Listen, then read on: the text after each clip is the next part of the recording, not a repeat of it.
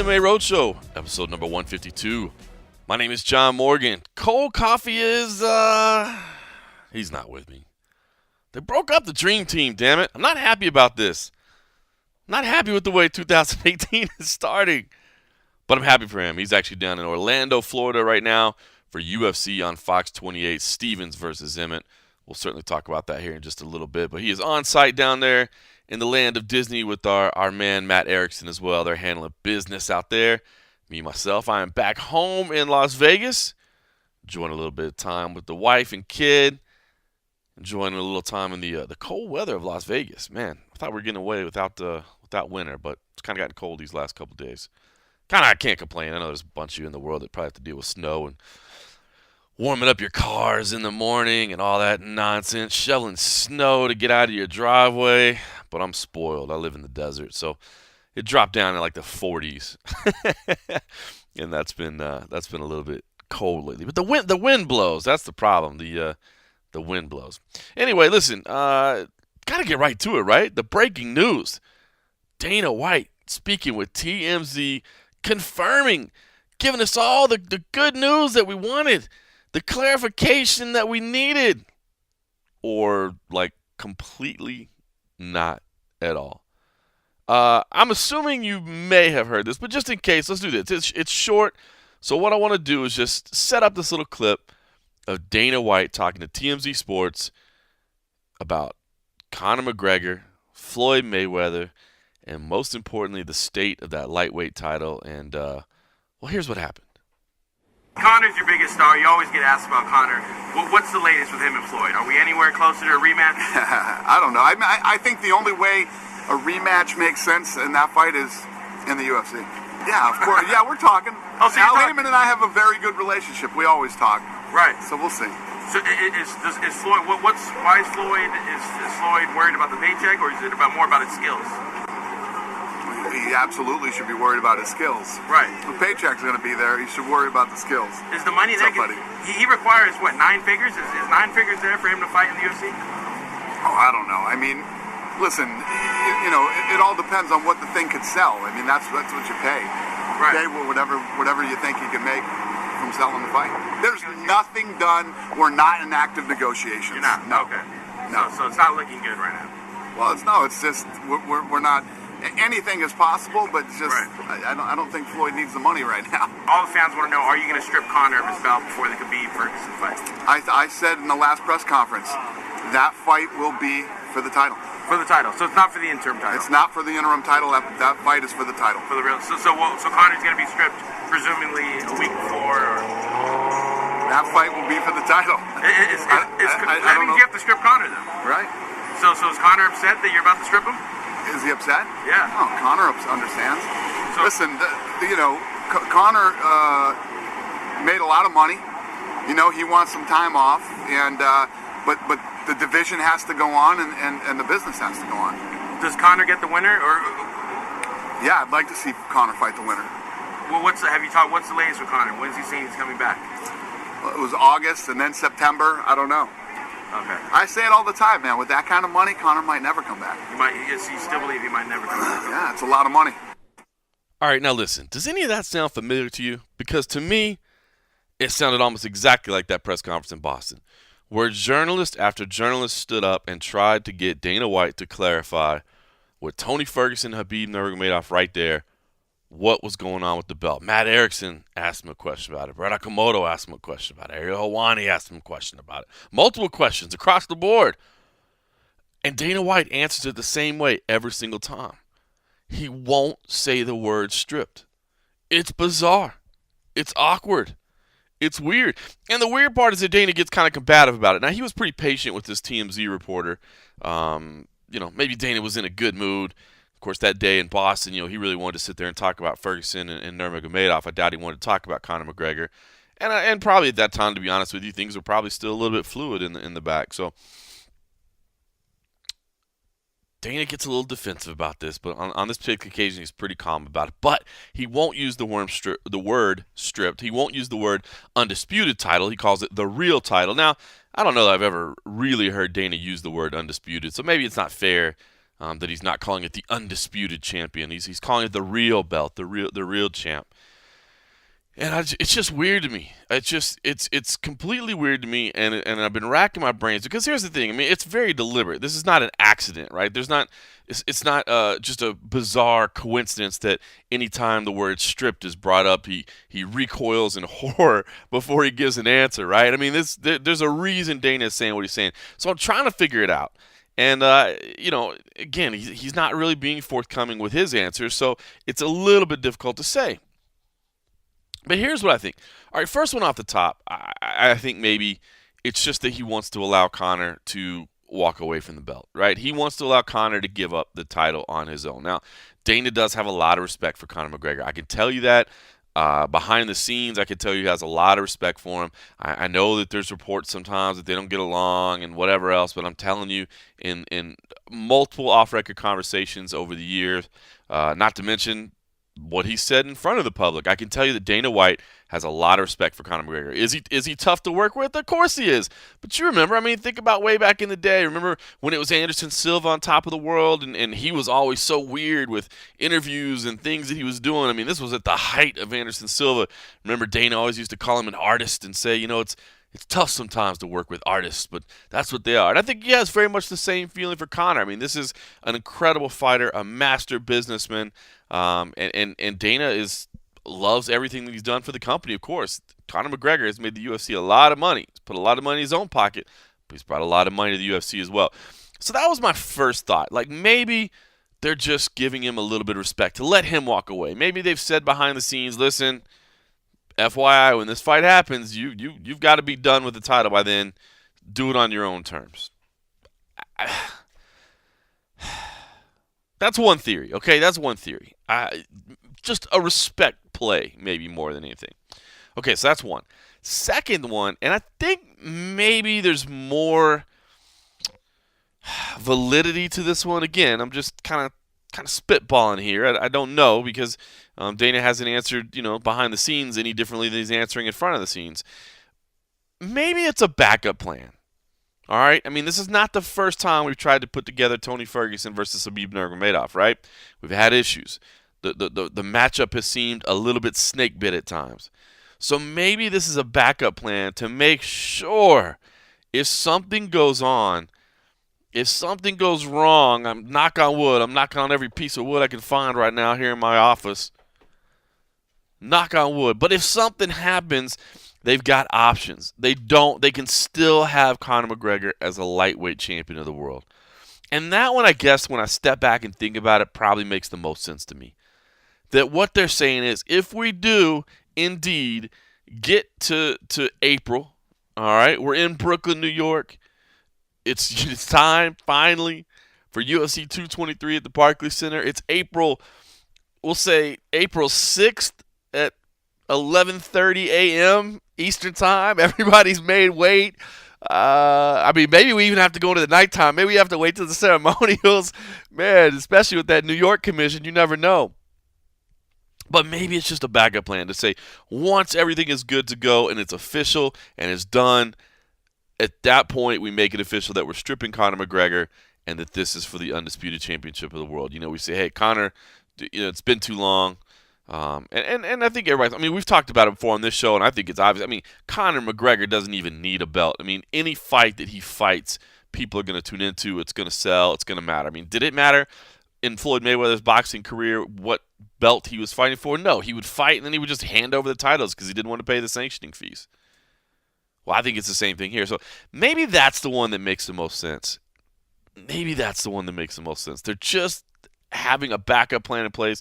Don't strip him until you absolutely have to. And I think that would kind of fit into the rhetoric, right? He's saying, yes, I said he has to be stripped. I didn't say I'm stripping him right now. I didn't say, but that would mean that Conor understands that April 7th is your last day, or April 6th rather maybe, is your last day as UFC lightweight champion. I don't know. What do you guys think? Hit me up at MMA Junkie John. Am I crazy? Does one of those make more sense than the other? I think it's the second one. Hopefully we'll get to talk to Dana between now and then. I know for a fact he won't be in London, so we won't get to see him then. He has got some family activities planned that day, so I know he won't be in London. But maybe we can grab him here in Las Vegas sometime in March. It's kind of a slower month for the UFC, so I'll hit him up again. It's hard. Man, we got that one interview with him last summer. We wanted to try to get it every quarter, and man, it's hard to nail that man down. So maybe we can do something in March and kind of touch on this and start setting things up a little bit. The other things that you heard in there, I'm sure, Floyd Mayweather, he's going to keep throwing that out there. I just can't see it. And he did. Let's be. There's that one little clip. It says, now that didn't keep TMZ from running with the headline that he's still talking to Floyd. But he did say, hey, there are no active negotiations ongoing right now. So, I still think Floyd is just kind of teasing things out there. And as dumb as it sounds, and boy, does it sound dumb, I would I would be in for Floyd Mayweather versus CM Punk. I'm not gonna lie. Like it's just come on. I feel stupid even talking about it, but I'd watch. I'd definitely watch. The morbid curiosity would be too much. I would make sure I was at that event, no question about it. Floyd versus Conor. I mean, come on, we don't need to spend any time on that. Conor would kill him. I mean, it's not even a fair fight. I don't see how you would sanction it. I appreciate Dana saying that that's the fight that needs to happen if they do a rematch. But I just don't even know how you'd sanction that. I get how you sanction it the other way. I was not a huge guy that blamed the SAC for sanctioning the fight. I mean, Conor has trained boxing, but man, Floyd has not trained kickboxing, wrestling, jiu-jitsu, and he's going against a young animal. Yeah, I think I would have a problem if that was sanctioned. I think I'd have to. I get it. Floyd Mayweather's a boxing legend, one of the greatest defensive boxers of all time, an incredible athlete. But I think I'd have some problems with that getting sanctioned, right? I mean, that's not even a fair fight, right? Especially at 40. Anyway, all right, enough about that. I'm not talking about it. But I did want to point out that, Dana did actively say there's no ongoing negotiations. Of course, anything is possible. He's always going to leave the door open. If Floyd Mayweather does somehow say, yes, I'm crazy, I'm going to do this, get me in there. Hell yeah, Dana White's going to say yes. But I really think it's more about what they're going to do with the Zuffa boxing. What they're going to do with the Zuffa boxing, which is another thing we need to talk to Dana about. Where is that progressing? So I'll jump on that. Hopefully we can get that set up. Yeah, so Conor McGregor, God bless him. He's in the news every day. Now, what do you think about this? He immediately after that all goes down, he steps up and puts out there on social media that he tried to step in and save UFC 222. Ali Abdelaziz, manager of Frankie Edgar, immediately says that's BS. That never happened. Interesting stuff back and forth there. I honestly don't doubt that Conor McGregor said, I'll let me jump in there. Let me jump in there. And I also don't doubt that never even got to Ali Abdelaziz. So I believe Ali Abdelaziz is being honest about this. That's why these stories sometimes are so hard to get the quote-unquote right story out of it. And you have to be very, very careful that you say, so-and-so said. So you never know where these things get filtered. That's the whole thing about, the Tyron Woodley and Nate Diaz thing. This is how things work behind the scenes. A lot of times, Sean Shelby, Mick Maynard, Dana White, they're sitting around and they're talking about options. They're like, all right, come on, we could do this, we can do this, we can do that. They're moving in multiple different directions. And as they're moving, they're shooting out texts to managers or to fighters or whatever. Same thing the other way. Fighters see a headline on MMA Junkie. They see a headline on some of the other sites out there, and they send a text or a direct message or whatever to Dana White, to Sean Shelby, to Mick Maynard. You hear it all the time. Put me in, man. Put me in. I want that spot. So there's texts going out. There's texts coming in. There's multiple things going on. And if you talk to somebody at 10 o'clock in the morning, and then you talk to them at 2 o'clock in the afternoon, things have changed entirely. And I think that's one thing that's really, really important to remember, whether you're reading about these stories, trying to decipher who's telling the truth and who's not, whether you're reporting on the stories, if you happen to be kind of going through this, is being very, very careful about how you phrase the truth, so to speak, because the truth changes from minute to minute and hour to hour. I've sat back there. I've seen it firsthand. I've seen how it works. sometimes messages don't make it to all parties involved because the possibilities are just being in there. So I kind of feel in this situation, I would not be surprised if Conor McGregor said, let me in. I want that fight. Who knows if he's in any shape? And the first text might have been back to him, what do you weigh right now? And he goes, well, I'm 185, but I can be 145 by then or whatever. You know what I mean? The guy's out there chilling on a boat, doing his thing, enjoying his life with his kid. He's probably put on a few pounds.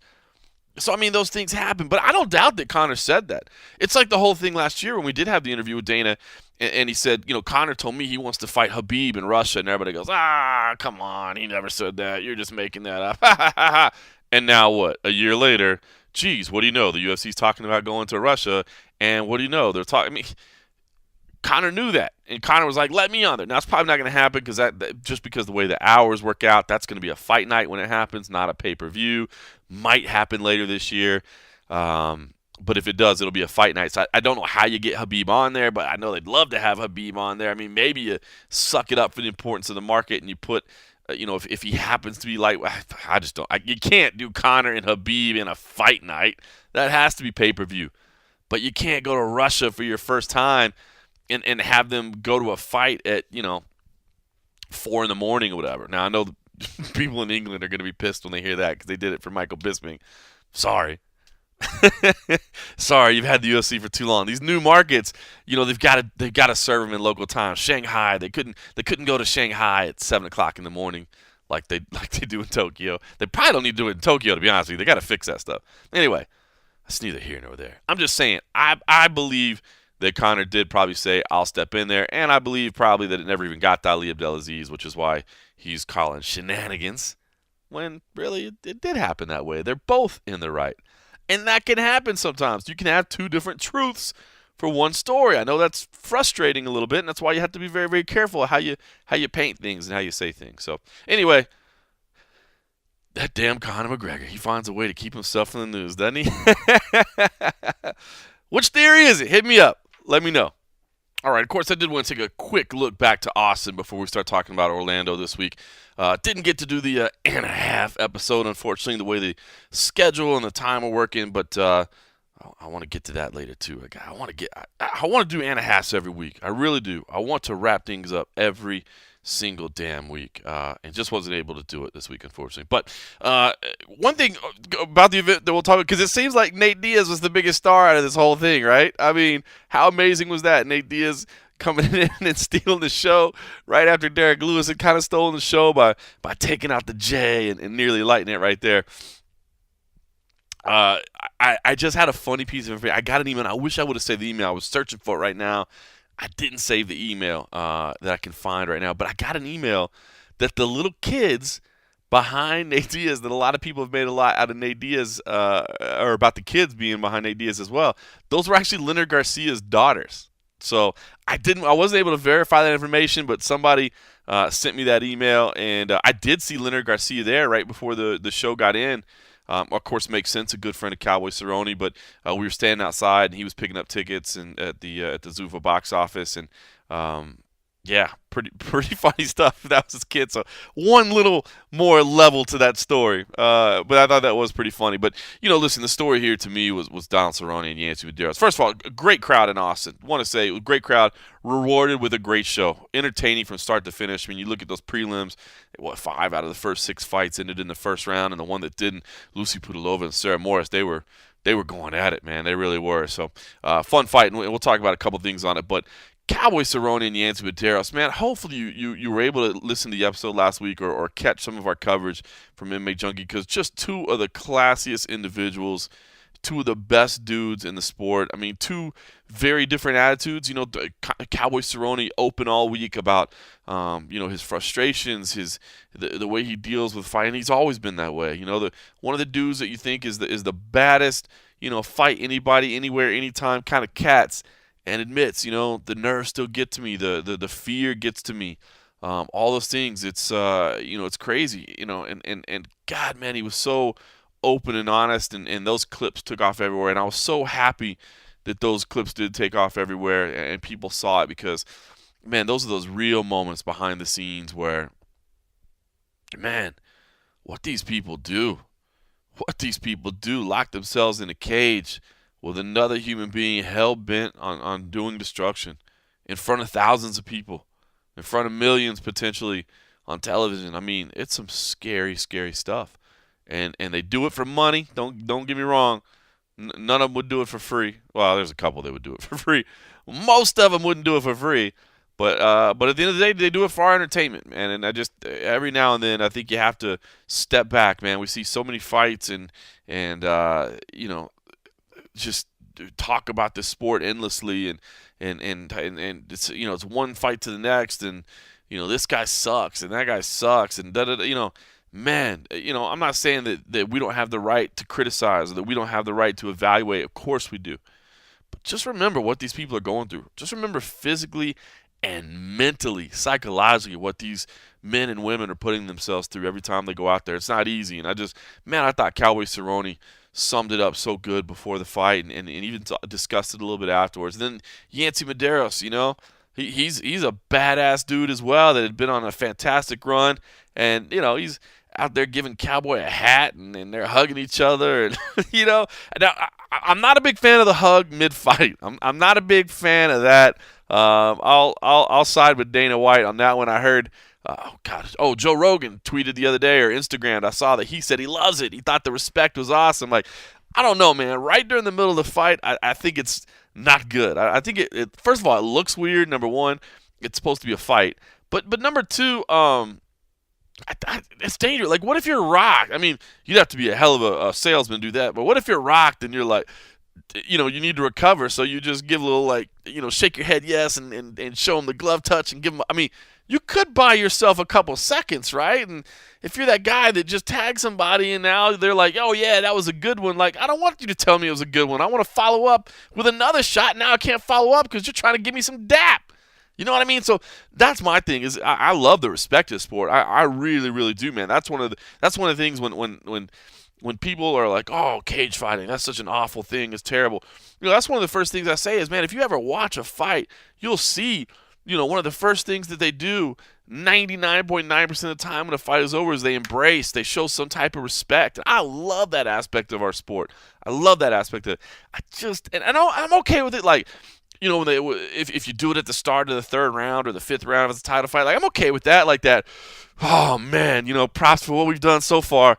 Let's go out and give it, I'm okay with that. I'm okay with that. But like the mid round, like, oh, that was dope. Give me a hug, you sick son of a bitch. You know what I mean? Like, no, because I think that messes up the rhythm of the fight, and it can be a tactical issue as well.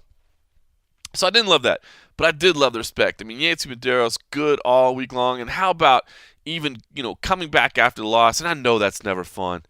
Man, who the hell wants to get a microphone in front of your face after you just lost? You're in the main event. It's a big moment for you. You got this nice winning streak. You're trying to get your bid to be on UFC Hawaii. All those things are happening, and then you come up short. Who wants to go talk to the media? And Yancy comes up there, not only talks to the media, still in good spirits, and even shares the inside joke that he told his team, where's Mario Yamasaki when you need him? How great was that? Phenomenal. I think Yancy Medeiros made so many fans this week. I hope he did. I hope people saw, our coverage. I know there wasn't a ton of media down there, but I hope people caught our coverage and just saw his attitude the whole week. And I think Yancy Medeiros made a lot of fans because you can't ask for a better attitude. So, big win for Donald Cerrone. Where he goes from here, I really would like to see him back at 155. I know he doesn't like that cut. He said at 160, 165. Hell, maybe you start coming up with some catchweight fights. I know that doesn't sound necessarily popular either, but I don't know that Cowboy Cerrone is ever going to be a world champion. I just don't know if it's in the cards for him. I do think he's a UFC Hall of Famer. Absolutely. And maybe I'm a little bit biased. I've always admitted, man, Cowboy's one of my favorite guys. The way he fights, his attitude about fighting, his openness to discuss the realities of fighting. It's all those things together. They make him one of my favorite guys, And I don't know that the card's going to play out the way that his career has gone and what he's got in front of him now for him to be a UFC champion. But to me, he's a UFC Hall of Famer. No question about it.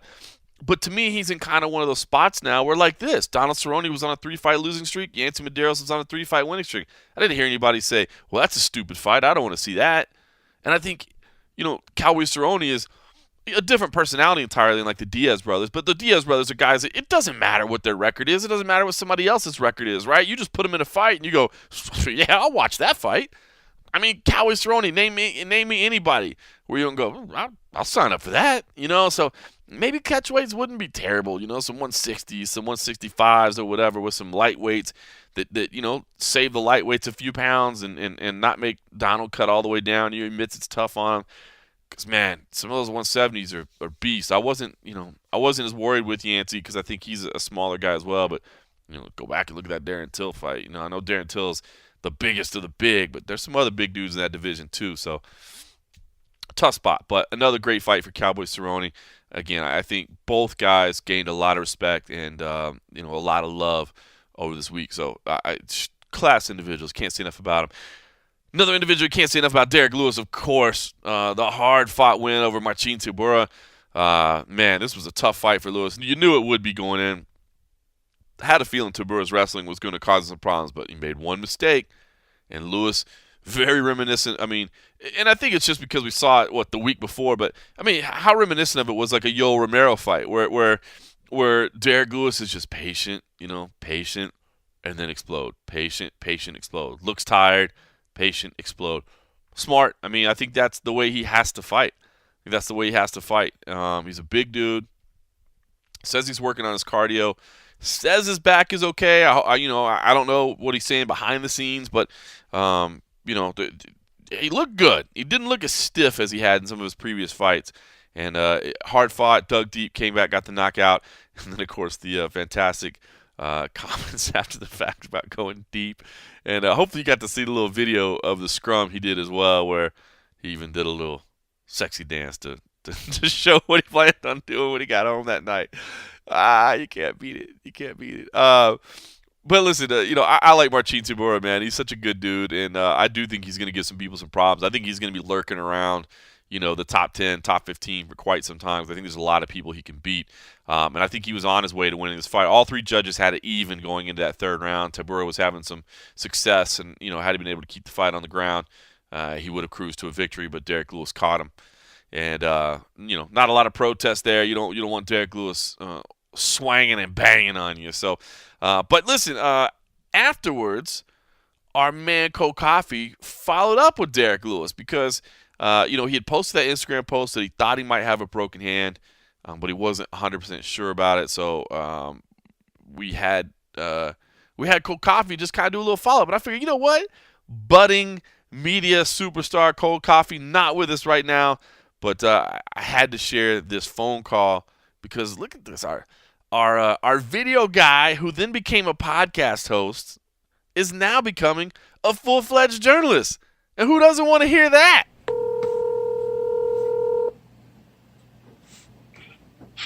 Hello? Derrick, it's Kenny. How are you, buddy? Good. How you doing? I'm doing good. Is it a good time still? Yeah, it's good. Okay, cool. All right, well, first, we saw your Instagram post where you posted that the hands break. Let's just get a little update on that.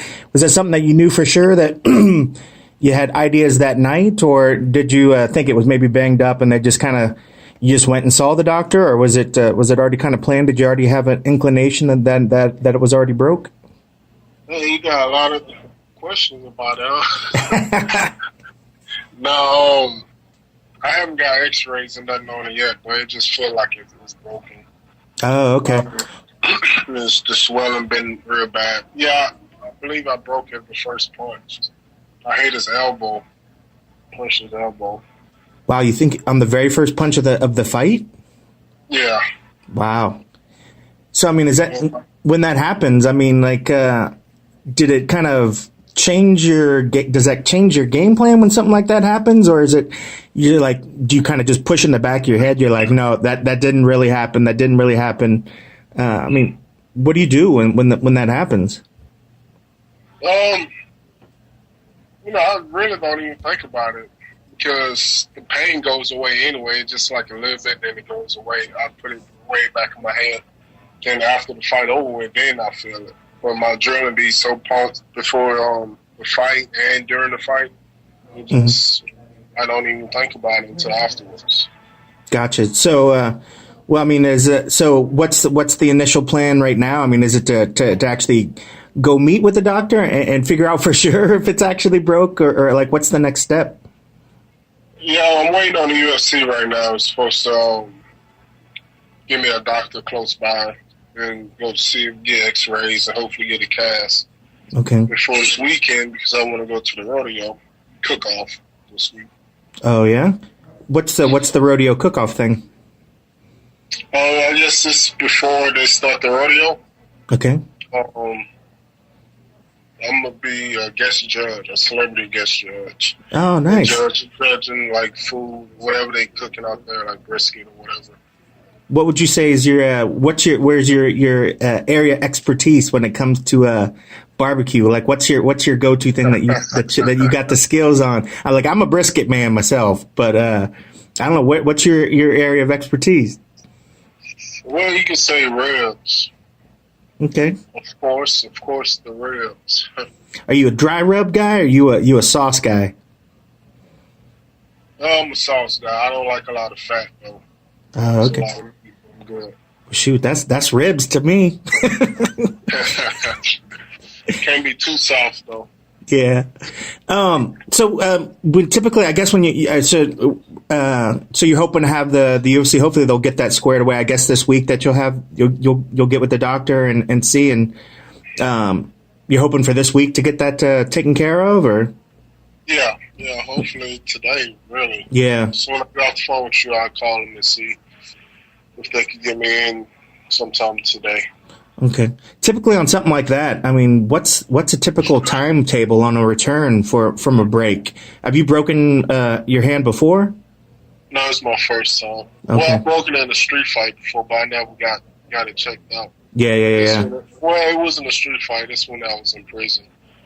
But I didn't never get it fixed or anything. It's because I would have got in trouble if the guards would have found out I was fighting.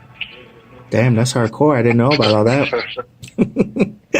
That's not something you put on all your medical list. Or Oh no, not at all. Have they given you? I mean, when you've talked to some of your fight buddies and some of the other. I mean, do they have have they given you sort of a range that they think that if it is broke that you'd be out? Yeah, it says 6 to 8 weeks. Okay, 6 to 8 weeks, about 2 months, 2 months or so. Okay. All right, well, that's good. Well, I'd be remiss if I didn't ask, how'd that fourth round go? Did you still have enough cardio? No, I didn't. Actually, finally got in yesterday. Really, we went 5 rounds yesterday. Went all 5. There you go. So when you and the wife, your wife's April, correct? Yes. When you throw, I mean, we as fans love it when you throw that stuff out there because I think it shows your personality. But when you do stuff like that, when you throw that out there, does she laugh it off? Does she get embarrassed? Does it come with the territory? What does she say to you after you throw some stuff like that out there? Oh no, she laughs it off. She already know I'm crazy. Even my kids know that. I saw once in a UFC interview you called her your butter pecan ice cream. Yeah, that's my favorite ice cream. Butter pecan? Yeah. I dig it. All right, well, cool, man. Maybe what I'll try to do is reach out after, see what you find out, or if you feel up for it when you actually go meet with the doctor or something. If you want to give us an update, because I know the guys. I think they want to try to write a little follow-up piece about the hand or something. They were trying to figure it out. So maybe when you get your final details, if you don't mind, send me a text or something. We'll get it out there what the deal is, timetable-wise or whatever. I did mean to ask, have you went back? Have you watched the fight after the fact now? And what were your thoughts on it after the fact if you've went back and watched it? Yeah, I went back and watched it. I usually don't go back and watch none of my fights, but I went back and watched this one because I felt like before the fight, it was just like mental. I was dealing with a lot of mental stuff because I didn't eat before the fight. I usually eat. And so I wound up still eating like 30 minutes before the fight, but I forgot to eat all day, so my body was real weak going into the fight, Mm-hmm. and I didn't have the nutrition that I need. Because once it's fight day, I'm just strictly thinking about fight. I'm not thinking about nothing else, nobody else. It's everything about woulda, coulda, and all this stuff. Like anything could happen in the fight. I'm just thinking about that, just that. Yeah, and so it's easy to, I guess, forget to eat or do that sort of thing. Yeah, and I thought I did. It's a lot of improvement I did. Like in my recent fight, I believe it was a lot of. I improved a lot in some areas, like with my striking, and I believe my speed and everything was up to par. Mm-hmm. And my conditioning, I believe, was better. Mm-hmm. I stayed patient, listened to my coaches and stuff like that. Whenever it was time for me to make a move, I was able to make a move. And whenever I was on the ground, when he was on top of me, I just wanted to stay patient. And also, I don't know if he had baby oil or something on there. He was slippery, man. Mm-hmm. It's like even whenever we stood back up and I took his back, and that's whenever I slipped off him. I don't know what he had on, some oil or grease or something. Mm-hmm. And I slipped right off him, and that's whenever I fell on the ground. He got on top of me. Interesting. Well, I know that the refs are supposed to check for that sort of thing, but I mean, I guess that's kind of one of those things. I mean, but you don't think it possibly that he's just an extra sweaty dude, but it felt different than just sweat? Yeah, it felt different than sweat. I don't know. He's from Poland. I don't know what kind of stuff come out of his pores. Mm-hmm. What kind of stuff he eat over there. Yeah. Well, I mean, that's good to know because I think that was definitely one of the things people talked about. I mean, and speaking to the cardio, just personally from when I saw when it did come time that when you needed to throw in the third round, you still had power there, which showed me that the cardio was there, that you didn't overspend yourself either on the ground, and I think that makes sense too if you were telling yourself to stay patient when he was on top and that sort of thing. I think that's the only area where I've heard or have seen people just kind of still question or, ask if there's still questions is on the ground part, wrestling defense, things of that sort. When you looked and watched those things, I mean, was that areas where you're thinking like, okay, I still need to kind of shore this up, or what has the team kind of said when you talked that over with them?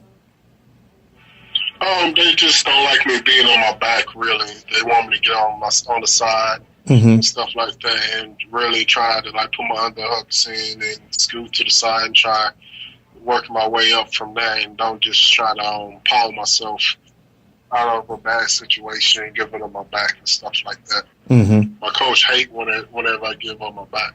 Mm-hmm. But to me, I feel more comfortable whenever I do that. So I even had Gabriel Gonzaga, black belt, on my back like that. He couldn't do it. Basically the same situation. The same, he had his hooks in, were on my back, and I still was able to get him off me. Mm-hmm. Same with Tabor. I said Tabor is a brown belt. And I just feel comfortable. Even in the gym, I feel comfortable just doing that. Because I know I've got to protect my neck and watch out for the arm bars and the submissions as well. And I wanted to really pull his head down whenever he was on top of my back, too. And try to flip him over, but I was trying to do the shimmy shake, and the more that he stayed in that position, I stayed in that position, the more I was really getting drained. But as soon as I let it go and rolled over, I felt refreshed again. Yeah, I bet. How did that feel? Because there was a couple moments where he would have got a lot of back time or riding time if it was a wrestling match. I mean, how did that feel carrying that weight on the back? Because there's a couple times where. I think you could even hear your corner say, shake him, shimmy shake, and it seemed like it'd go for like a minute, so I can see where that would feel refreshed when he finally got off. But I mean, how draining is that when you're in that moment with that guy that I'm not sure what he weighed in at 260 or something, but how was that moment when you're carrying that weight of him on your back and still trying to think of what you need to do? And at that point, is your hand, does the hand even come into your thought at that time? when you're doing that as well? Oh, not at all. I'm not even thinking about my hand. I didn't even think about my hand until I got to the back after when I was trying to sign for my check. Then I realized my hand was broke. I bet your wife would have stepped in and helped you out on that one. Hell yeah. She tried to get the copy of it. Oh, good stuff. All right, well, I won't keep you much longer, but I know you did mention up some names after the fact. I mean, it's been a few days since then, or a couple days, I guess, since then. Is it? I know right now the goal is the hand, and that's what you need to take care of. But have people been hitting you up on social media? Has anybody responded to the initial things you put out there? And is there a name that stands as for your first goal when you get back in there? It really don't matter, you know. Of course, Francis, Blaze, and I really want to get the Wardoon fight because that's the fight I was supposed to fight anyways. Mm-hmm. They got salty taste with that in my mouth. Mm-hmm.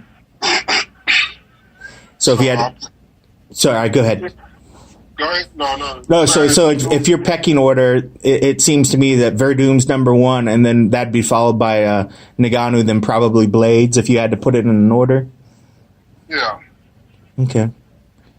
Good stuff. All right, Derrick, I appreciate you taking the call, and I hope that hand works out good, man. It looked like one of those. It was hard to see some of the knuckles in there, so that swelling looked. Yeah, I have no knuckles right now. Yeah.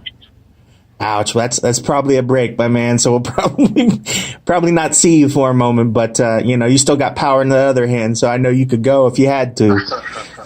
Yeah. All right. Well, feel free, man. Please reach out when you get details after you go see the doctor or whatever. We'll put whatever you need out there, and give my regards to the family. I appreciate you taking the call on your day off. And yeah, buddy, we'll talk soon. I appreciate you taking the call. Oh, no problem, man. All right, take it easy. All right, man. Take care.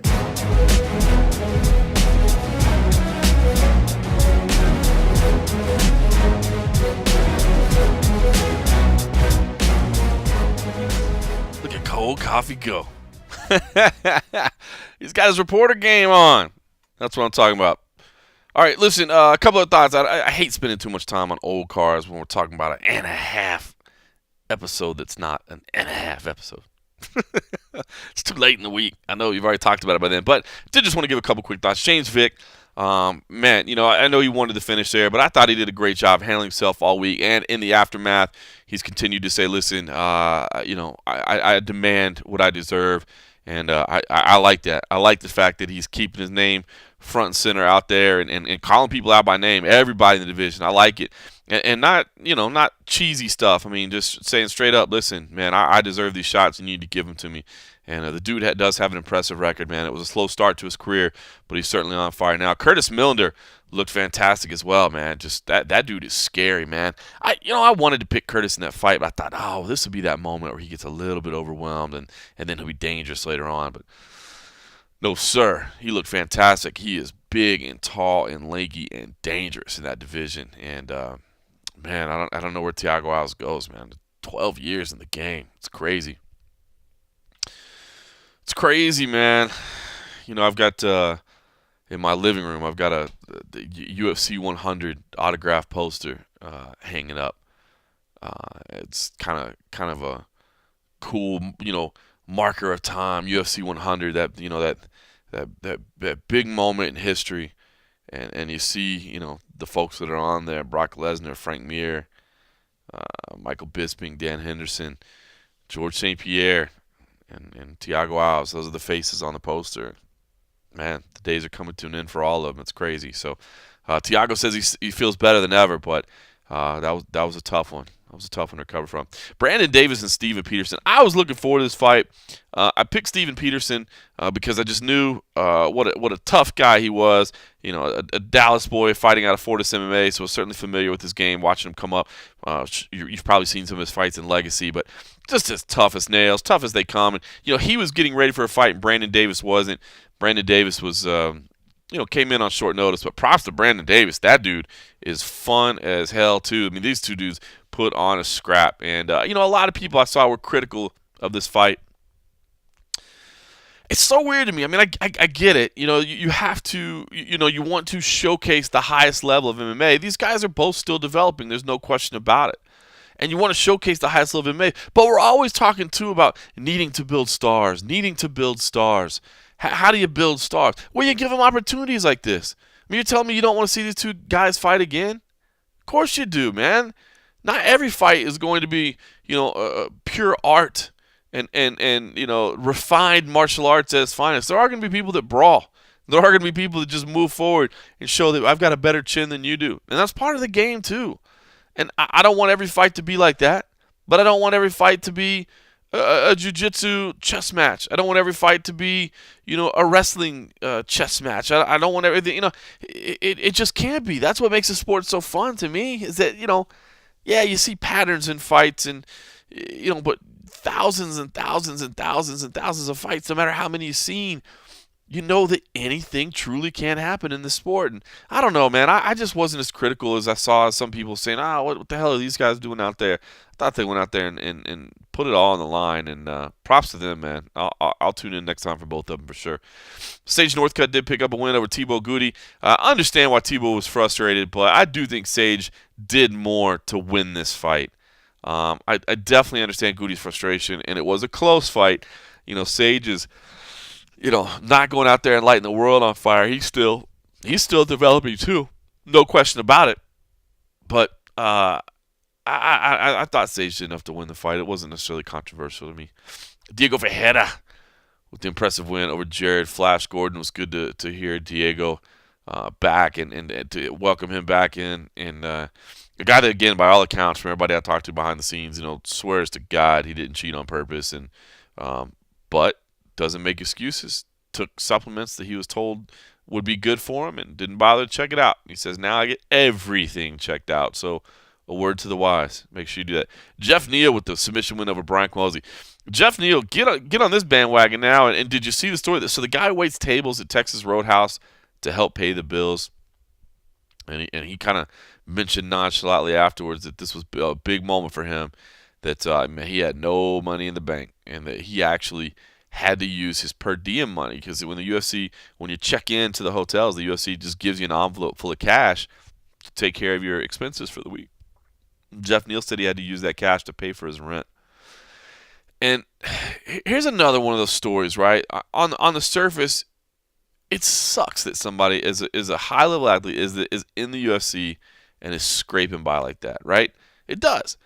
But at the same time, Jeff Neal just got to the UFC. I mean, that was his debut. Before that, he was in LFA.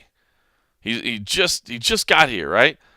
So you can't ask him to be rewarded, I guess, as that high level athlete yet. I mean, you say, well, the UFC is a pinnacle. Because I see people argue all the time. To say somebody is a UFC level athlete, it doesn't mean the same anymore. You can't say he's a UFC level athlete. And you know what? They're probably right about that. I mean, now there's 600 people on roster. That means a lot less than it used to when there were 100 people on the roster. Man, if you were in the UFC and you were one of 100, you were a badass. Now you're one of 500, you're one of 600. You're still a badass. Let's be honest about it. You didn't make it to the UFC without being a badass. All right? Whoever you think is the worst person on the roster, whoever you think that may be, would whip your ass. Okay? So let's get that straight right now. But we're saying that they're not UFC level. But then at the same time, we also bemoan why these guys aren't being paid like football players, like baseball players, like basketball players. And listen, there is room to grow. I am not saying that, hey, the UFC is a charity and they're paying out as much as they can. Of course they're not. There's a reason why everybody, that was a part owner in this thing cashed out really, really well. Okay? I get it, man. There's room to grow. And I hope these organizational efforts work. I really do. I think the UFC, the fighters involved, could definitely use some collective bargaining and could definitely use some assistance there. I think the thing is, they all need to work together. I don't think it needs to be combative. I think if your fighters association is dug in against the promotion, the UFC, the biggest promotion in the world, that's not going to be positive either. I think it needs to be a good working relationship, and that's what I want to see happen. I think that is what will make it work. But anyway, long story short, I started to say, here's a guy that, yes, on the one side we could just trash the UFC and trash the sport, and why is it that here's this guy. On the other hand, you can also take a step back and be like, my God, this guy, Jeff Neal, man, the sacrifices he's making, waiting tables so that he can afford to train and fight, and then making it to the UFC and picking up a win. I love that. I really do love that, and I hope that a sponsor will get behind him. I hope that somebody will hear that story. I mean, hopefully somebody from Texas Roadhouse gets behind it. Give that man a raise. I know when I used to wait tables in Texas, it was $2.13 an hour for service. I don't know if it's gone up since then or not, but get this man a raise. Give him a bonus. Do something. Put him on some of your marketing campaigns. I mean, Texas Roadhouse. Come on, man. The tie-in's right there. What else do you need? Jeff Neal. Roberto Sanchez, speaking of. Roberto Sanchez, a guy who picked up an impressive win as well. Talked about his full-time job that he has as well. And he said, I'm not giving up my full-time job. I still couldn't tell you what he does to this day. He's sat there in front of me and explained it to me. And I still couldn't tell you what he does. An actuary? Is that right? An actuary analyst? Is that what it was? The guy helps calculate the risk that's involved in insurance policies in order that you can set the pricing levels for them. Huh? What? That's a job? And how do you do that? And how do you not only how do you do that? How is your entire job about risk analysis, and you decide that in your free time you want to be a cage fighter? You telling me there's not some risk there?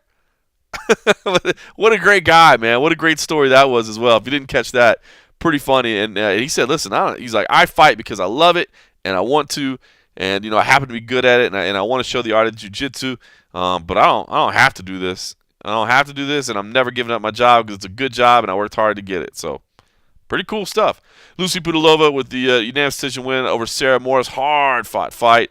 Questionable stand-ups in there. A little bit of early officiating, maybe nervous in there, but I did think Lucy Pudilova had done enough to win the fight. I know Sarah was a little bit frustrated with the result, but Lucy's tough, man. She is as tough as they come. Alex Morono with the big win over Josh Berkman. And then Morono calls out basically anybody that's 40 or older in the UFC. No, I thought it was great. He's a great dude, but huge UFC fan, and has grown up watching the sport. And he's like, man, if I can get a chance to fight my idols, how amazing could it be? I just had to laugh because in the press room we were kind of joking. He's like, he basically just called out like everybody that's old and about to retire. Give me the oldest, slowest versions of these fighters that you ever could. And Oscar Pichota picked up the first round TKO win over Tim Williams, fighting in the United States for the first time, the Polish fighter there. All right, so enough about Austin, right? Just want to give a quick review. I want to get back to doing and-a-halves as often as possible. I couldn't because I had to get an early flight because of the way the schedule was, and then it was Monday, and I thought about if I did it later. Then all the other shows are on Monday, so then you've already got. I mean, you got how many MMA podcasts are out there, right? You can only listen to so many, and there's already so many, on Monday because that's kind of when the week starts. I like that Sunday slot for the and-a-half episode because there's not a lot on Sunday, right? I feel like we could fulfill a need there for you, fill a void, so to speak. So anyway, my apologies that we didn't get one done. Hopefully I can, I don't know, hit me up too. I can do one for UFC on Fox 28. That's no problem. It'll just be me. It'll just be me. Cold Coffee's in Florida, but I could do it. I'm not there, so I don't have any behind the scenes. But maybe I can really. I don't know. It's gonna be tough, but I like talking about. Even though I'm sitting here talking to myself. I'm talking to myself right now. I still love talking about the fights. All right. Anyway, listen. We're gonna shift gears to UFC on Fox 28. Stevens versus Emmett down in Orlando, Florida. But I want to say something. This is kind of weird. I'm actually reading this as I'm sitting here. I was kind of switching gears and closing some windows on my computer. I got this email in from Golden Auction PR. It says UFC Championship belt, $44,000 price tag makes it highest priced piece of UFC memorabilia ever sold at auction. Pretty cool. I'd seen something about this. I wanted to put something on the site, and I just ran out of time. I mean, obviously there's so much content to get to sometimes.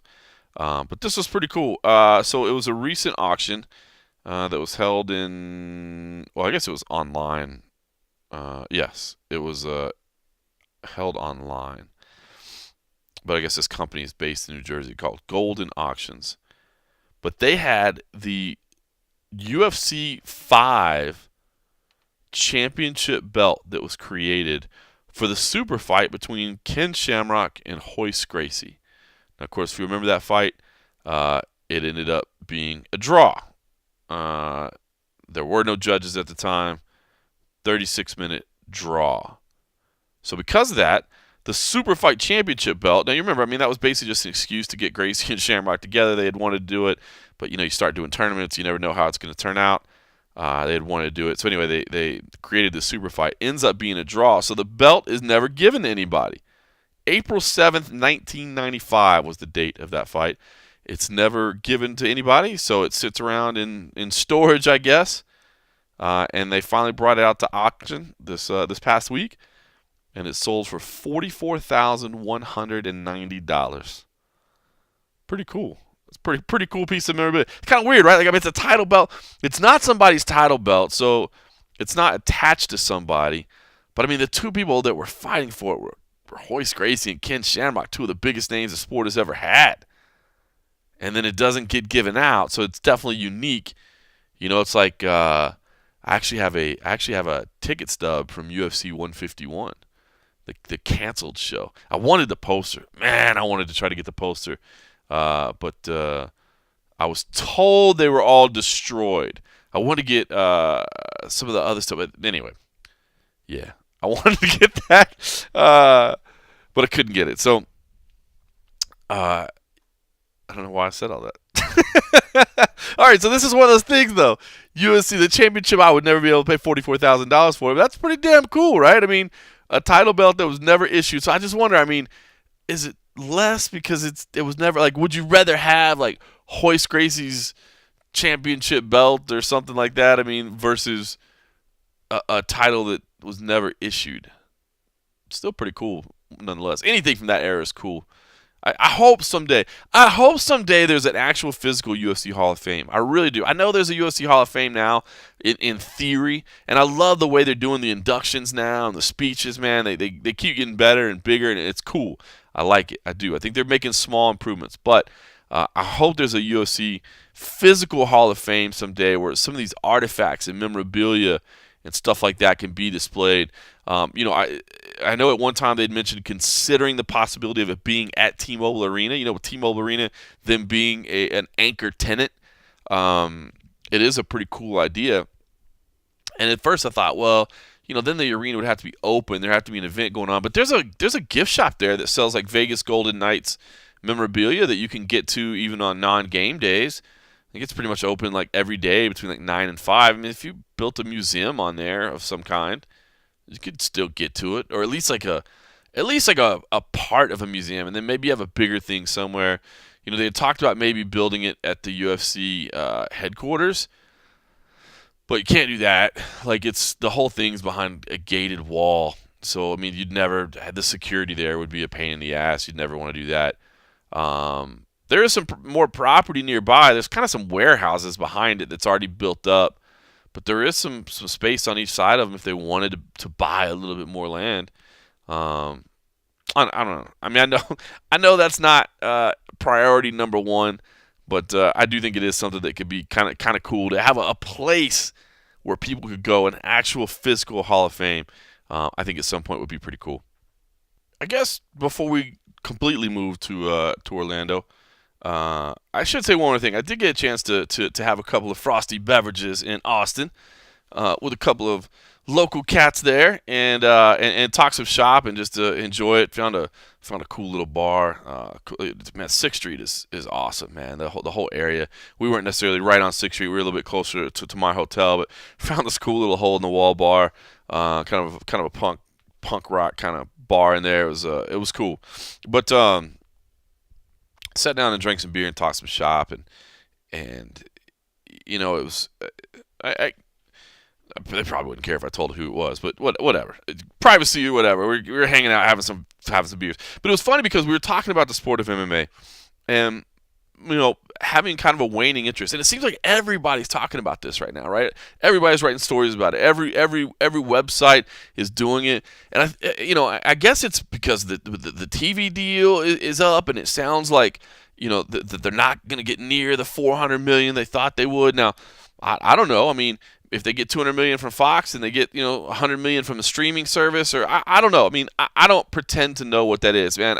The people that are negotiating that stuff are not talking about it. I can tell you that, because the people internally that I speak to, they don't know the details. Everybody's kind of in the dark. But I don't know what they're going to get. Maybe they will. Maybe somehow they'll pull a rabbit out of the hat and get this $400 million, and then they'll come out with middle fingers in the air and tell everybody to stick it where the sun don't shine. But it is funny because the first thing is this. Is that it's kind of weird. Like, if nobody had ever seen the investor documents, that they were hoping to get $400 million, and they got $200 million a year, wouldn't that be seen as a positive?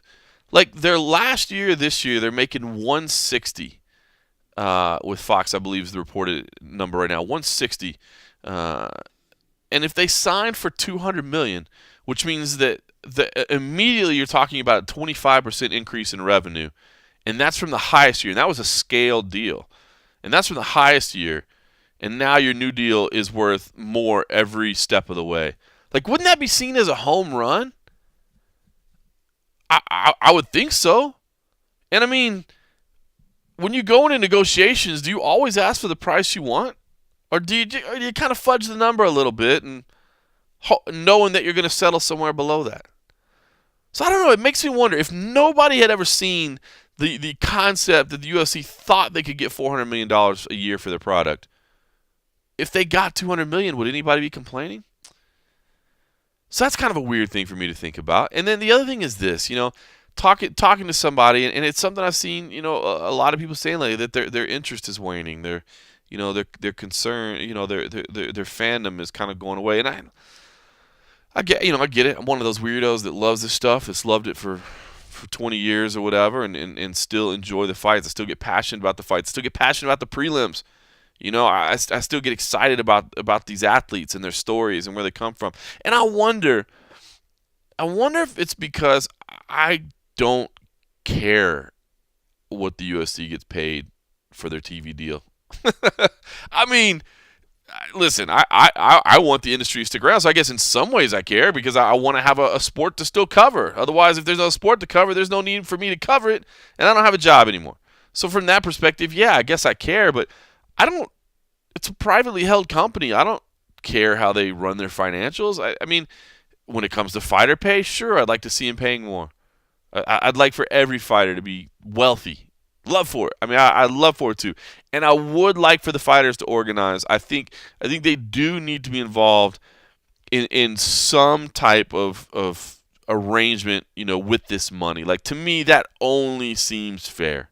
Again, I don't want to see people combating the UFC. I want to see them working with the UFC. But I think the UFC does have some responsibility to open the books to at least a degree and share some of this to make sure that the split is equitable, I guess we'll say.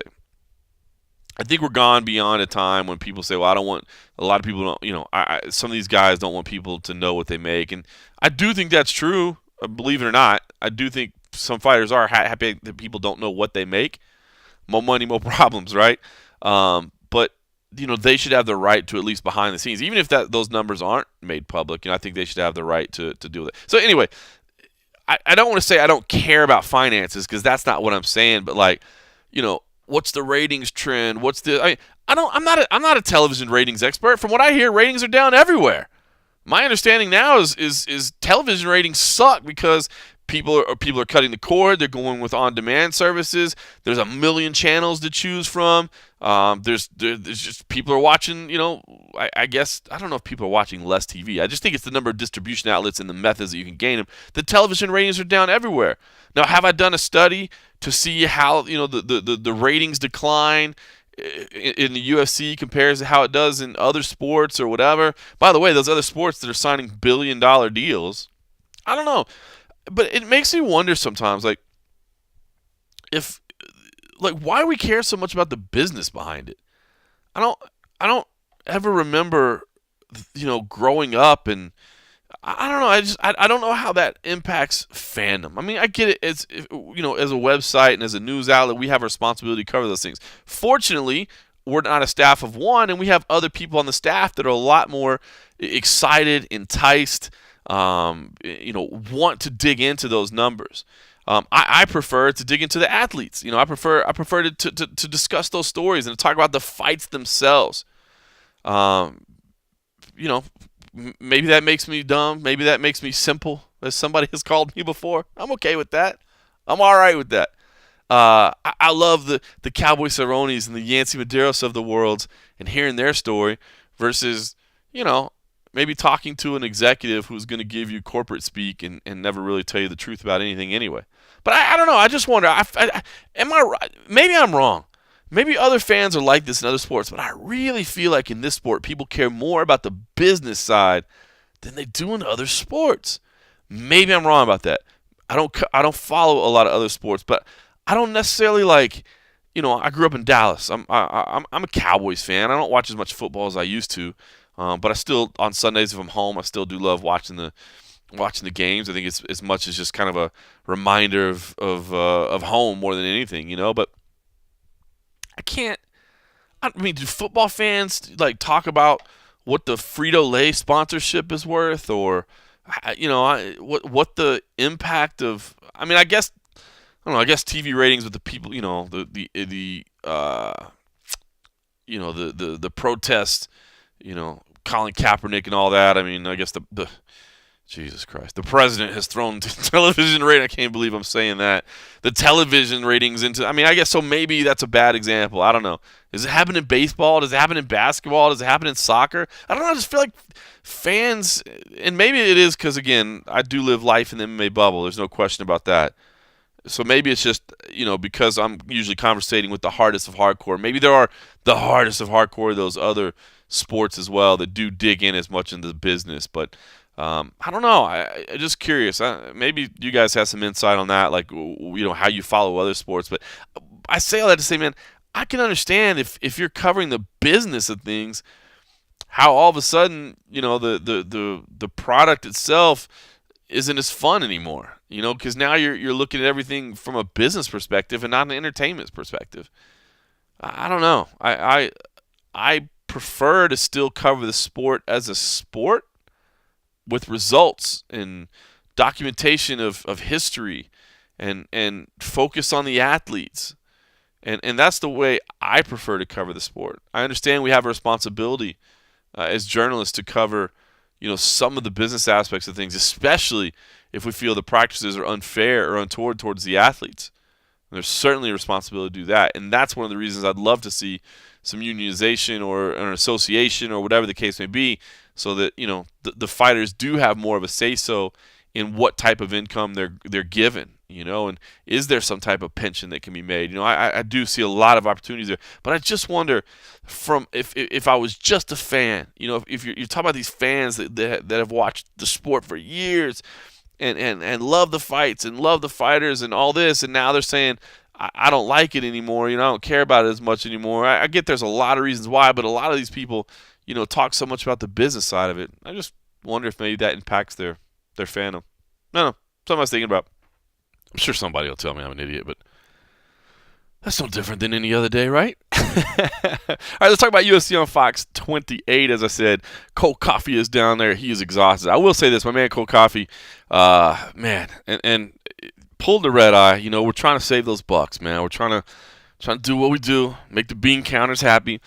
And so Cole Coffey booked himself a red-eye flight in late Tuesday night. It's that same one I take.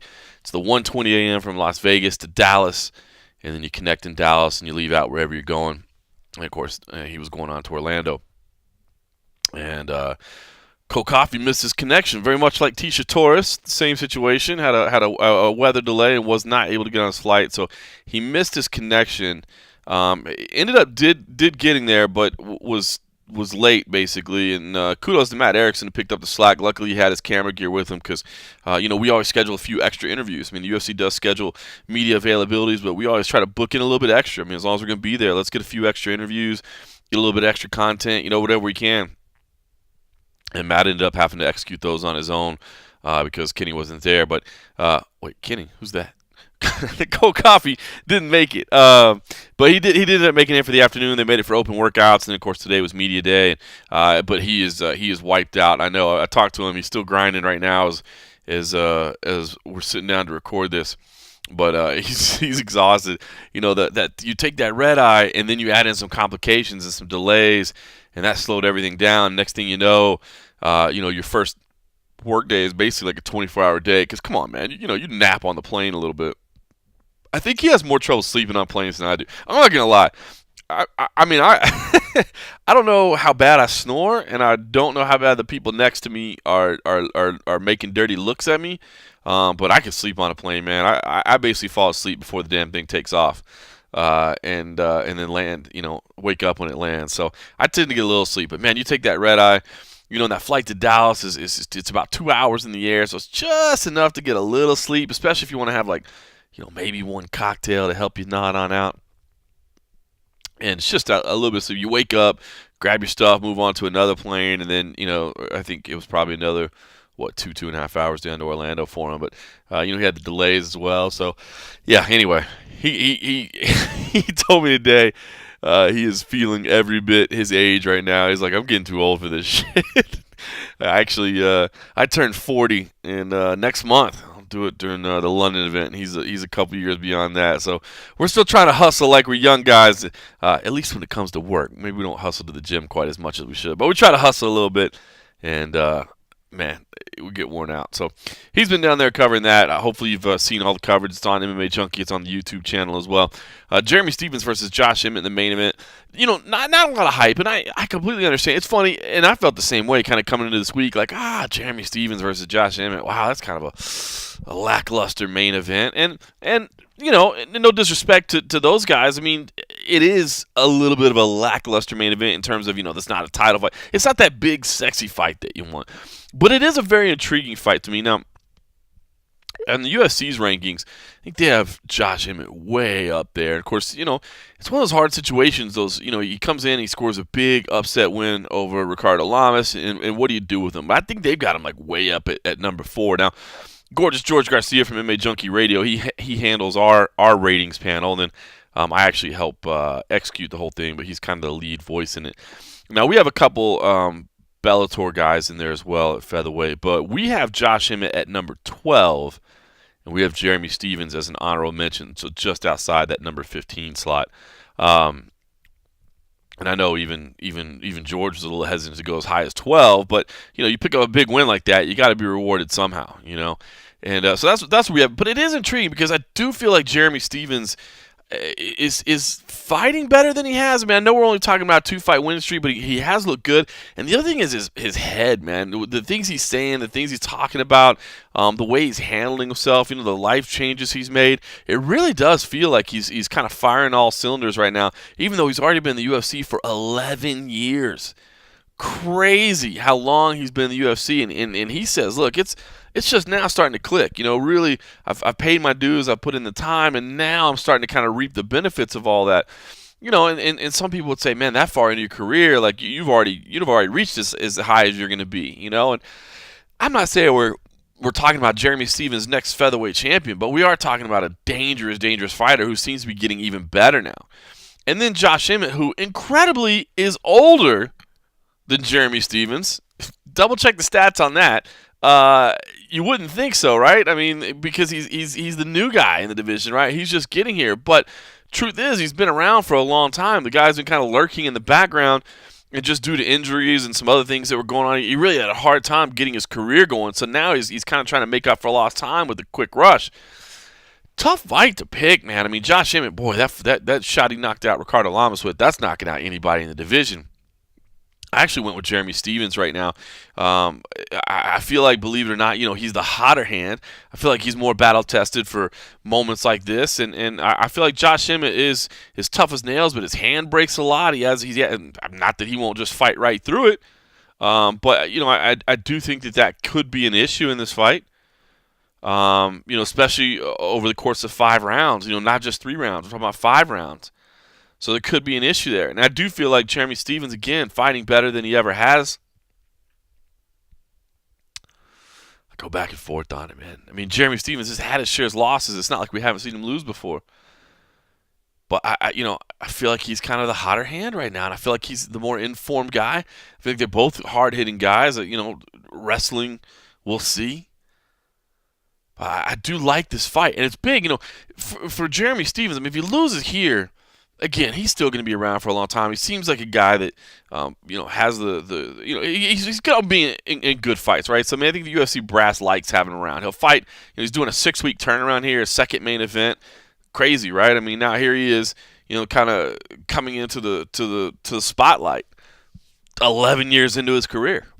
Meanwhile, Josh Emmett just getting started in his UFC run, but making that fast rise and says, listen, I got to make up for lost time. I want to be a world champion. And I know I'm taking the short track, but that's because I deserve it. And I've been around. I've been with Team Alpha Male my whole life, and I deserve this opportunity. So big fight there in the main event. And the co-main event, real big at strawweight as well. Jessica Andrade versus Tecia Torres. Love this fight, too. Jessica Andrade a big favorite, which I was a little bit surprised to see. To me, I thought more of a toss-up. I thought this was more of an evenly contested fight. Now, Andrade certainly has the power, the aggression. There's no question about that, man. She gets a hold of you. She can take you for a ride. But Tecia Torres, such a well-rounded fighter, and I think kind of finally living up to the expectations that she had for a long time. Maybe I had higher expectations on her than most for a long time. There was, I think way back in the early days of MMA Junkie. Not the early days, I should say, but well before Tecia had ever turned pro. I remember an MMA Junkie radio faithful just singing her praises like as an amateur. So we started watching her super early on in her career. And, he was touting her from the very beginning. I felt like I got to see the inside tracks. I feel like I've always had really high expectations for Tecia Torres. And she's living up to those, the only loss at this point to Rose Namajunas, which, no shame there. That's the champion, right? Jessica Andrade, meanwhile, has looked fantastic as well. She just had the recent loss to Joanna Jacek. Jessica Andrade has been coming out saying she's actually cheering for Rose Namajunas in the rematch, which I thought has been kind of interesting. A little bit of subtle shade at Joanna, the women's division, turning on Joanna Jacek. She said, I'd love to have my rematch, but to be honest, I'm cheering for Rose Namajunas. So a big fight there. So I mean, two big meaningful fights at the top of the card. I get not necessarily the star power that you might hope with the familiar names, but again, I mean, you gotta move the fresh blood in too, right? You gotta put them out there. You gotta give them a chance to shine. You gotta give people another set of names to follow. So I like both those fights. I think those are really meaningful fights in their respective divisions. One, of course, with the ladies, Andrade Torres should determine who gets the next title shot after UFC 223. So I think the winner of that will probably be up there in Brooklyn, New York, as a guest fighter and hanging out. So big fight there. Ilir Latifi, Vince St. Preux, big fight there as well for a completely different reason. I don't think we're necessarily talking about next title contenders or anything like that, but both these guys are coming off wins, and both have a penchant for being. Oh my god, I'm so tired. I apologize. It's terrible to yawn, and I'm sitting here excited. I'm pumped. I'm not bored. I'm not boring myself. Hopefully, I'm not boring you. I just had to wake up at 4:30 this morning. I was the early guy. Dan Stupp, if you guys don't know it, our editor-in-chief at MMA Junkie, he's in love right now. He's got like this real serious girlfriend. Are we peeling back the curtain a little bit too much now? He's got this real serious girlfriend that he didn't have for the longest time. So all of a sudden, he's taking weekends off here and there. That means me working at 4 a.m. in the morning. Oh. Anyway, Latifi, Vince St. Preux, not going to determine a number one contender, but certainly two guys that are exciting. And you know that light heavyweight division, every win matters because it doesn't take much for you to move up the list.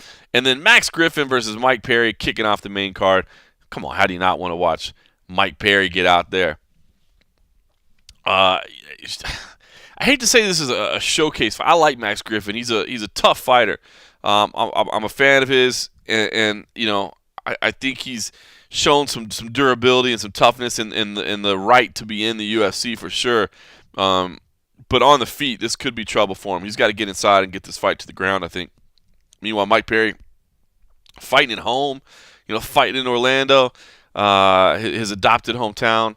And, he says it's something special. Interesting to note, it sounds like he's doing the whole fight week at the host hotel, and then going back home after the weigh-ins and kind of resting at his house on fight day. Interesting. I've always, when I first started paying attention to that was when I moved out here to Vegas back in 2007, 2008. Because the fighters that live here at Vegas events would handle it different ways. Some people said they like to pack up and go to the host hotel, so they had that distraction, especially if you have kids and responsibilities around the house. You're trying to get yourself into that mindset, and meanwhile, Junior needs help with his homework, and you know what I mean? There's stuff to be done. The dishes need done, and the trash needs taken out, and you got to do all that stuff. So it's such an interesting way how you handle fight week when it's fight week at home. And so do you like to go and have that distraction and stay there so that you can get yourself into that kind of battle mindset, so to speak? Or a guy like Frank Mir would always stay home and just do this. He's got a bunch of kids. He loves it. For him, family is everything. His family is everything, and that's what makes him comfortable and happy, and that's what he wants to be around. Now, Mike doesn't have kids or anything like that, but of course he has his girlfriend, and I think they have a dog. Yes, they have a dog, because he said he was going to pet his dog, I believe, if I remember the quote right. But he said he's going to stay. He's doing the fight week, and then after weigh-ins, he's going to go home, relax, chill in his house, and the UFC will come pick him up and take him to the arena. And I don't know, it's weird. This game is so mental. Yes, it's physical, but it's so mental as well. And I always wonder, when you make little changes like that, how does it affect you? Is it positive? Is it negative? Does it cause problems? So that's something I'll be interested to see how he reacts. Renan Barao on the prelims against Brian Kelleher. Not a matchup that probably anybody imagined before it was announced, but Brian Kelleher trying to make his way up the ranks and now fighting a former champion. This is a big moment for him. Of course, Kelleher has made a quick rise in the UFC and had some interesting matchups already. Now fighting a former champion, Renan Barao, who was kind of at a crossroads. Spent his whole training camp out at American Top Team. If Fernando Pratchett did a nice piece on him for MMA Junkie, if you want to check that out. He had trained in Arizona for one camp and then decided to go to ATT. I said basically the bottom line was, Arizona was great, but at ATT, he just had the number of training partners there was unbelievable, and that really helped him out. So he went and spent his whole time at American Top Team. So big matchup there. Sarah McMahon versus Marianne Renault. Angela Hill versus Marina Moroso. A couple of big women's fights in the middle of those prelims. Those prelims are on Big Fox, so you're going to see 4 hours of programming on Big Fox, which is pretty cool. And, of course, that kicks off with Alan Jouban versus Ben Saunders, which is certainly going to be a lot of fun. The 10th planet on 10th planet crime, as Ben Saunders has been calling it. Not guys that have trained together extensively, but guys that have trained together before and do consider themselves, friends through the 10th planet system. But, of course, they do have their other gyms as well. Saunders trains out in Florida at American Top Team. Jouban spends a lot of time at Black House as well. But they do train under the 10th planet jiu-jitsu system with Eddie Bravo. So they do consider themselves extended teammates. But this is not exactly like two guys from AKA going at it or two guys from Team Alpha Male going at it. So teammates, but extended teammates. But nonetheless, should be a lot of fun. And I think from what I understand, Eddie Bravo isn't even going to be in the building. Like, he just doesn't want to see the fight. He didn't want the fight to happen. But Jouban said, look, this is the fight they offered, and I've been begging for a fight, and this is all they had. And Saunders said, all right, well, if that's what's on the table, that's what's on the table. Let's do it. And then the Fight Pass prelims, 4 fights there. Of course, we did lose one fight earlier this week with the Gilbert Burns issue with weight coming in allegedly 30 pounds over. Oof. Said he would have cut, no problem, but the UFC being a little bit proactive and didn't even want to start the cut. So tough situation, but anything people try to do to make weight cutting a little bit better is a good thing. But the fight that I'm really looking forward to on the prelims, Alex Perez versus Eric Shelton. I'm a sucker for the little guys, man. I'm telling you. I think I get it. Some people, aren't fans of the small fighters. I tend to think they're incredibly exciting. I think these two guys looked great last time out, and I am definitely looking forward to this matchup. I think these guys are both very talented. I think that's the gem for me on the prelims. All right, listen, I won't keep you too long. I've talked to Cold Coffee a little bit, but I like to provide you some on the site stuff. Fortunately, we will both be in Vegas next week, and we can get the team back together, get the crew back together. Myself and Cold Coffee. I just found out today, actually, the young Mike Bond is actually going to be in town as well. He had some personal things going on down here in this part of the country, so he figured, hey, why the hell not roll out and do it? So he'll be here, so I'm sure we can incorporate him into our coverage as well, including the MMA Roadshow. And then, again, we'll probably talk about some of the stuff that Cold Coffee and I want to do. We mentioned, maybe setting up a Patreon in the future to help us kind of take this thing to not necessarily the next level. I'm not trying to act like, we're something bigger than we are, but we would like to do some new stuff. We would like to do some things that will help to ensure that we can always broadcast together, because I know you don't like hearing me all by myself, because it's just boring. You want to hear the more talented, more entertaining side of the podcast that is Cold Coffee as often as possible, I know. And again, we talked about doing a video component at times. We got one or two things up our sleeves that if we can make those two things work, we've got a couple other things we could do that we think could be a lot of fun. But they don't come cheap, and unfortunately, they don't come on the expense account of USA Today either. So we've got to fund that ourselves. So anyway, we'll talk about that moving forward. I will say this: I am committed to making sure the podcast is free. The Patreon support, we'll just do as if anybody wants to help support the show, we definitely appreciate it. But at the end of the day, I get it, man. It's not everybody can afford to spend even $3 a month, $5 a month. To some people they can't do that. So for that reason, I will always commit to keeping sure that the content is free, so that even if you can't support us, you can just support us with a thank you, a tweet every now and then of support. You can always log into iTunes and rate us and review us. You can do any of that. But yeah, we'll be back together, and then we'll start laying out the schedule for the spring. I will be in London. Cold Coffee won't go, but we're going to have a crew over there. The great Simon Head, I know, is going to be in town for the week.